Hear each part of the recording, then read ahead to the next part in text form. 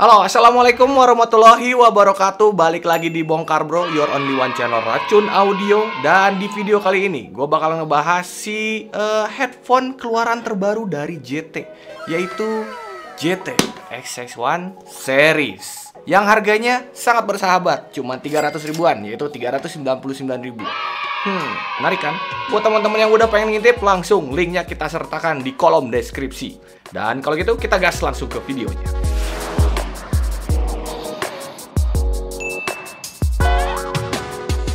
Di dalam boxnya teman-teman akan dapat satu headphone-nya. Terus juga ada USB-C charging cable kayak gini. Terus juga ada kabel USB-C to jack 3,5 mm, manual book, dan tentu aja garansi selama 2 tahun kalau beli di official store-nya. Kalau dari build quality-nya sih dia memang didominasi dengan bahan plastik dan juga ya mesh gini untuk headband-nya ya, teman-teman bisa lihat sendiri. Dan karena dia bahannya plastik, makanya dia bobotnya jadi ringan. Nih, teman-teman bisa lihat sendiri bobotnya, beratnya cuma berapa. Jadi nyaman banget di kepala, jadi nggak bikin pegel. Dan kalau untuk earpad-nya sendiri, menurut gua lumayan lah ya. Gua nggak bisa bilang dia setebel itu, tapi ya lumayan, enak kalau misalnya dipakai. Terus juga untuk material headband-nya buat gua udah cukup tebal juga, jadi nggak ada masalah sama sekali. Untuk desainnya menurut gua ini desainnya bagus banget, mengingat harganya yang cuma 300 ribuan ya. Malah nggak kelihatan sama sekali kayak headphone budget. Gimana menurut kalian? Setuju sama opini gua atau enggak? Dan untuk pilihan warnanya ada dua, yaitu warna hitam dan warna putih seperti yang gua pegang ini. Kalau kita lihat di sisi luar bagian kanannya, ini ada logo JT yang menyatu dengan area Smart Touch Control-nya.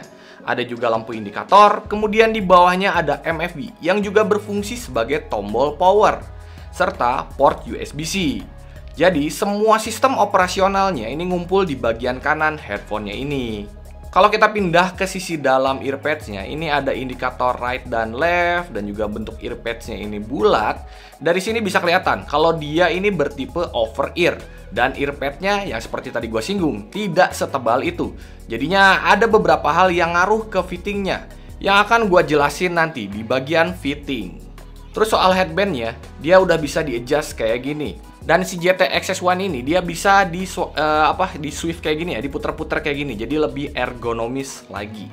Lanjut untuk fittingnya. Nah, ini yang mau gue jelasin tadi. Jadi, meskipun dia ringan, gue ngerasain ini clamping alias daya jepit headbandnya ini lumayan kenceng. Jujur, ini jadinya mengurangi kenyamanan pada saat gue gunakan.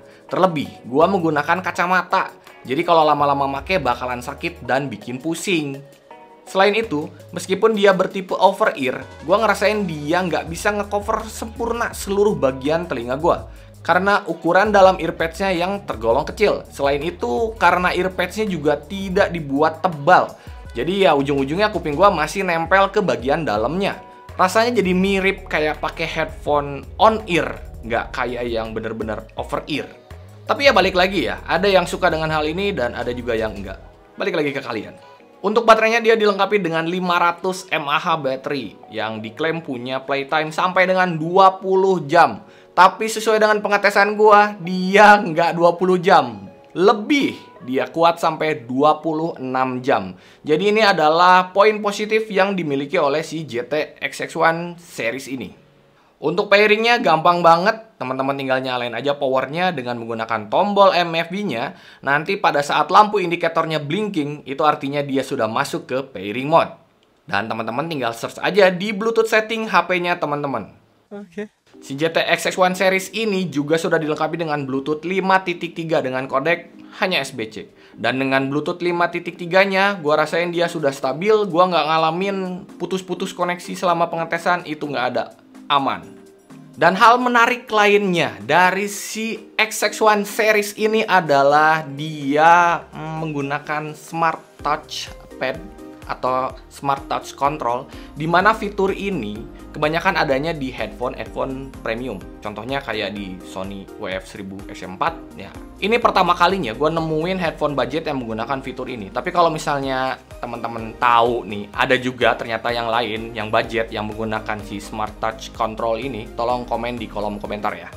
Tapi ya namanya juga budget ya. Jadi untuk sensitivitas si smart controlnya gue ngerasain kurang responsif. Ya ada delay dan bahkan terkadang nggak mau nurut arah gerakan tangan gue. Jadi kayak gue nge-swipe ke atas mau naikin volume, dia ngejeda dulu atau bahkan nggak naik volumenya. Ya begitulah. Tapi ya tetap nggak bisa dibandingin sama yang premium punya karena harganya juga kan beda jauh. Dan untuk masalah latency, jujur dia masih kerasa delay meskipun teman-teman hanya pakai di sosmed, untuk kegiatan sosmed itu maksudnya. Ya apalagi untuk kegiatan main game misalnya ya, ini kerasa banget delaynya. Tapi jangan khawatir, dia kan punya kabel USB-C to jack 35 mm, jadi teman-teman bisa pakai kabelnya biar nggak ada delaynya. Nah, untuk sound quality-nya saya nggak nemu sih yang spek detailnya untuk si JT OpenStyle ini. Tapi yang pasti bisa saya bilang memang cocok untuk olahraga. Ya misalkan kita lihat dari bassnya sendiri memang kerasa untuk si boomnya ini. Walaupun memang karena dia bukan yang in-ear, jadi boomnya ini nggak bisa kerasa yang kayak nyelimutin.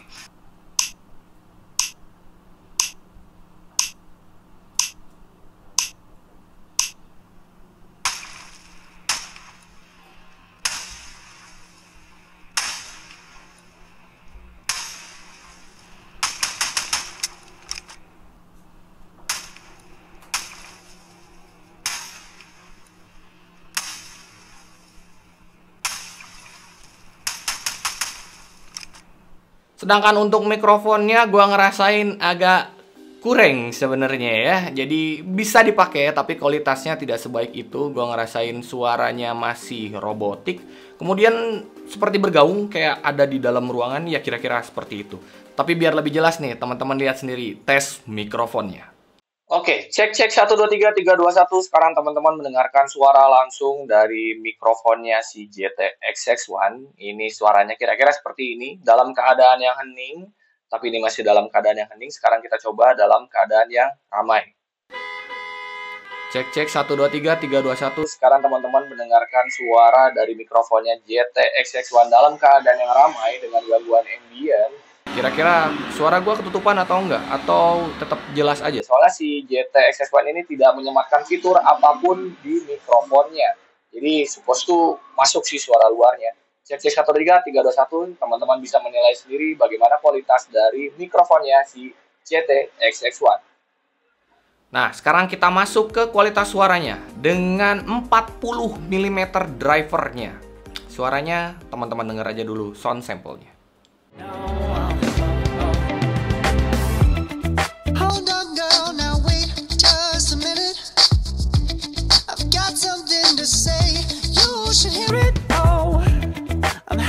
To make time for your feelings, but you have to admit I already do.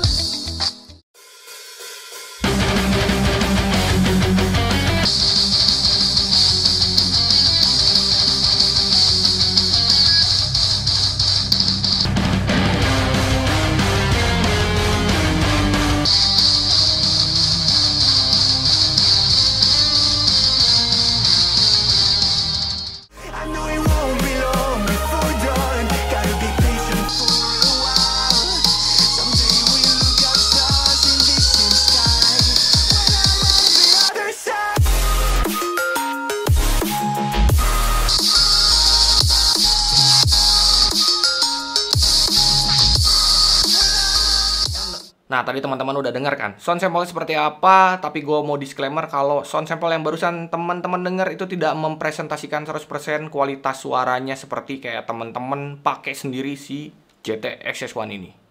Oke, hal pertama adalah power volumenya. Buat gua dia udah cukup kenceng, 50% udah bikin full telinga gua.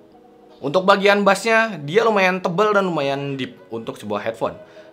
Dia karena memang tipikalnya bass ya. Jadi untuk body bassnya itu bener-bener kayak dikasih penekanan. Terus juga untuk sub bassnya itu bener-bener kerasa. Jadi kayak teman-teman bisa ngerasain rumbling gemuruh kalau lagi teman-teman dengerin lagu-lagu yang EDM misalnya, atau misalnya nonton film action gitu, itu kerasa banget.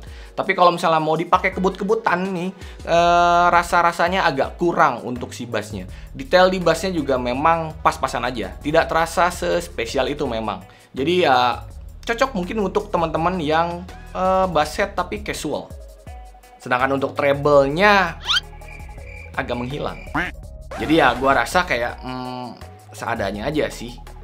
Sedangkan untuk mid-nya, gue ngerasain dia little bit dark, jadi agak berat, terutama untuk suara-suara dengan ya, intensitas low, kayak instrumen yang rendah, kemudian vokal laki-laki itu kerasa lebih ya berat aja kerasanya. Terus yang atasnya juga agak ketarik ke belakang, jadi ya mid-nya ada tapi tidak represent itu. Gue tidak bisa menikmati secara langsung karena memang mid-nya agak mundur ke belakang. Untuk detail di bagian ini juga ya so-so, gue bisa bilang ada tapi ya tidak begitu jelas. Ya tapi untuk staging dan imagingnya kalau buat main game ya lumayan lah. Maksudnya kayak buat mengetahui arah langkah, itu bisa. Tapi kayak misalnya buat nebak jarak jauh deketnya, itu yang agak bermasalah. Dan gue bisa bilang untuk kelas headphone menurut gue ya stagingnya memang agak sempit. Kesimpulannya, dengan harga 300.000, gue bisa banget ngerekomendasiin si GT XX1 ini. Kenapa? Suaranya memang tadi gue bilang pas-pasan, tapi bukan yang seburuk itu. Enggak, suaranya enak karena ada loh yang pernah kita review yang dengan harga yang sama, yang ya maksudnya barangnya enggak banget. Jadi kalau si GT ini ya tengah-tengah lah, berani diadu. Lagian dia juga punya desain yang beda. Lihat, menarik, nggak kayak headphone murah, kelihatan premium kan.